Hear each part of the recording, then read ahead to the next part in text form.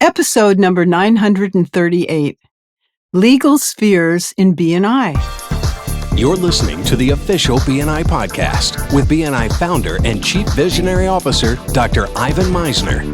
Stay tuned for networking and referral marketing tips from the man who's been called the father of modern networking, along with suggestions and insights into getting the most from your membership in the world's largest networking organization, BNI. Hello, everybody, and welcome back to the official BNI podcast. I'm Priscilla Rice, and I'm coming to you from Live Oak Recording Studio in Berkeley, California, and I'm joined on the phone today by the founder and the Chief Visionary Officer of BNI, Dr. Ivan Misner. Hello, Ivan. How are you and where are you? Well, I just got back from the BNI convention in Sydney, Australia, the global convention. And as you know, I love going to those things. There were several thousand members and directors, and it's just amazing. It humbles me to see what this organization has become. And I'll tell you what, this podcast humbles me a little bit because it's a topic that not in my wildest dreams would I ever believed could come true. I have a guest today. His name is Barry Stein. Barry is in the greater Miami area. He's a workers' compensation attorney. He handles mostly worker-related claims. He's been a Florida licensed attorney since 1980. He's been board certified since 1997. And he's been a BNI member for over 18 years. He's served in every leadership position except president. Barry, you need to be president. And it hasn't been visitor host or mentorship coordinator, but right now you're serving 3 times vice president. Vice president, that's the toughest position to be in, Barry. I just got to say that. So condolences on that, and thank you for being vice president. Welcome to BNI Podcast. I thank you very much for allowing me to be here. I'm very proud of what I do here and my membership in BNI. And you're the VP right now, or you served VP 3 times? No, I'm very VP as of October 1. As of October, yeah. Well, I think that's one of the most important positions in the organization. It wasn't when I started it, but it's evolved into that because the membership committee came later after I started BNI, and it's one of the most important roles is VP. So thank you for what you do. What amazes me about the topic today is the fact that you're in a chapter that has, okay, everybody, sit down, 17 attorney members. Yes, that's right. You heard me correctly. 17 members of the BNI chapter that are attorneys. And not in my wildest dreams would I ever thought that's possible. When I started BNI, I had chapters of 17 members. I just couldn't imagine 17 attorneys in one chapter. How does that work? Barry, tell me about that. I mean, we think it works marvelously. We're all very dedicated to the membership and also to each other. And we work hard at continuing to develop the relationships amongst us, the attorneys themselves, which is not always easy, but we have a lot of qualified attorneys, so that's how it works. You've split the roles of the seats, the categories very clearly. You want to give me a few examples of some of the kinds of classification categories that you've split them into? Yes, like business transactional attorneys. We split that category into somebody that handled $1 million or higher in terms of the issues that were involved, and somebody who handles matters that are $1 million or less.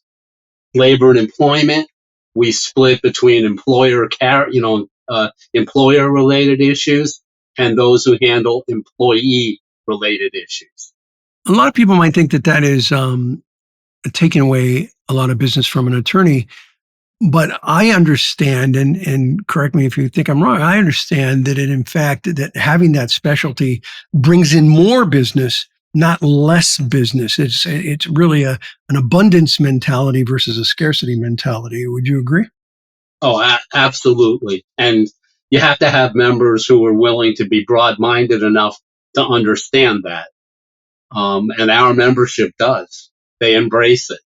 And your chapter, as of this recording, has over 60 members and does up to 225 referrals a month.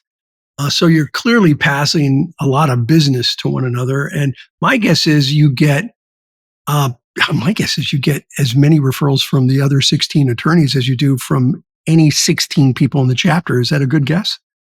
Oh yeah, for sure. We passed this year over $14 million in thank you for closed business. Wow. And that's what's recorded. Right. That's what's recorded. And that's the amazing thing about Thank You for Closed Business. The number that we throw out there is just the number that's recorded. So if somebody forgets to record it, it's not in that number. So yeah, that's just recorded. That truly is amazing. So how have you encouraged so many attorneys to join your chapter and then maintain their membership? In some cases for years, some until they retired from the legal profession. Yeah, the last year we actually had 3 attorneys who left the chapter after leaving the practice of law. Yeah. A little sad, Yeah. but we have not skipped a beat in terms of replacing them with new attorneys who had qualifications similar to theirs, which has upgraded, in my opinion, the level of the legal sphere itself for the membership as well as for BNI locally. I got ahead of myself a little bit on questions. You guys meet monthly, don't you, to explore how to refer one another? Yes, we have a monthly legal sphere meeting. Yeah. Yeah, when we were in COVID, it was in many ways easier because we always met via Zoom and Yeah. the legal sphere kind of met routinely. When we got back to live meetings, there was a hiccup in the meetings, Yeah. and it took us a little time to get that started again. So do you meet in person now or are you meeting by Zoom? No, we meet in person after the meeting. After the meeting, great. And that's once a month.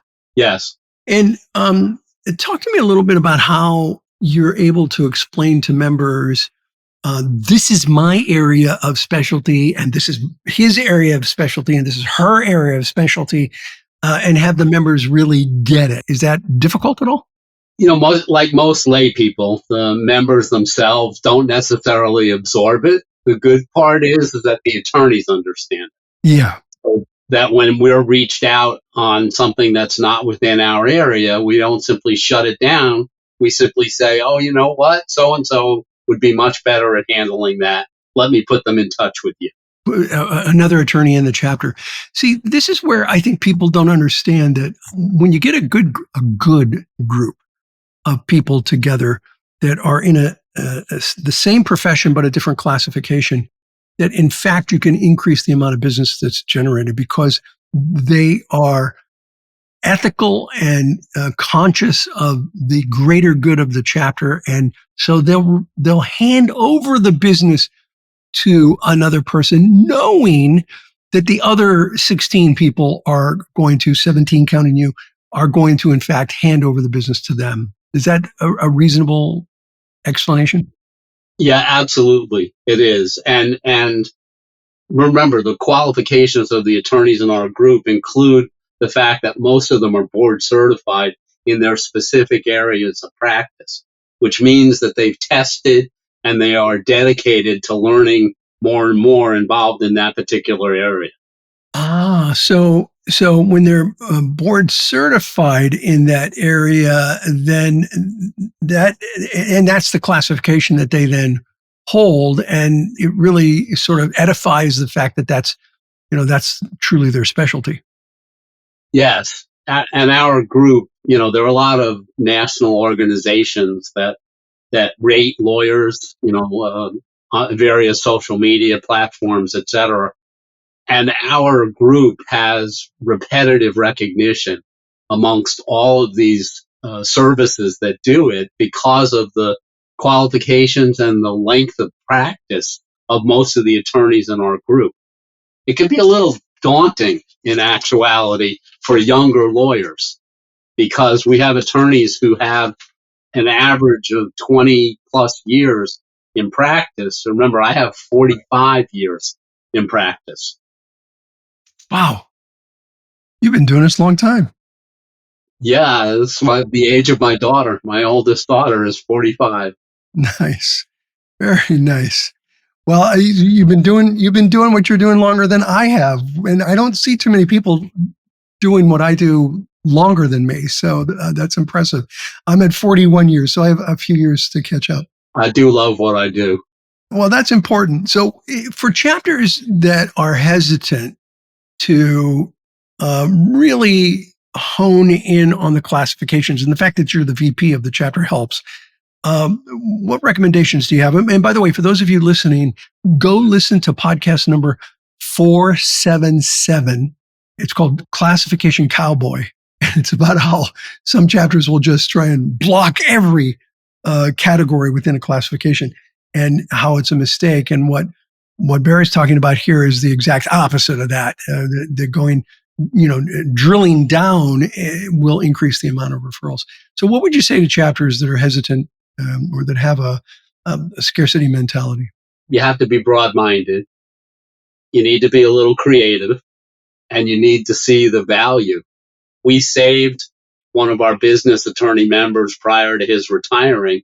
We saved him in the chapter by splitting the category and allowed him to handle only one part. And then we got another attorney in to handle the other part. And so he lasted for another 3 years. Really? Yeah, it was a beautiful thing. So yeah, you got to be broad-minded. You got to have a larger vision of everything. And it's not about each client. It's about the collective good. The collective chapter, you mean? Yeah. Yes. Yeah, I agree. And that's where it becomes challenging, because people, personal self-interest sometimes gets in the way of the greater good of the chapter. But what a lot of people don't understand is that oftentimes the greater good of the chapter is in the best self-interest of the individual member. But it's hard for them to understand that, I think. You got to live with it for a while. And newer members, they do find it challenging. It's a little overwhelming to have all of these attorneys, even for new attorneys. Well, we're well over time. I've completely lost track of time in my conversation with you, Barry, because I have never seen anything like this. I want to congratulate you. I want to congratulate your chapter. You've done an amazing job. I'm so proud of your group. It's a real honor to have a group as part of this organization. And I'd also recommend that people take a look at another podcast that I did. Episode 927 is another classification, and 911, why I invited my competition. Both great podcasts that focus on what Barry is talking about here. Barry, thank you so much for being on the BNI podcast. I appreciate you, and I appreciate your chapter. Thank you so much for having me and letting me represent my chapter. My pleasure. Back to you, Priscilla. Okay. Thank you, Barry. That is truly amazing. This podcast is sponsored by MeisnerAudioPrograms.com. These audio programs will provide you with the tools and the inspiration to powerfully enhance your BNI experience. So check out the great material that's available to you at MeisnerAudioPrograms.com, and then use the promo code IVAN50 for 50% off of everything. All of the proceeds go to the BNI Foundation. Thank you so much for listening. This is Priscilla Rice, and we look forward to having you join us again next week for another exciting episode of the official BNI podcast.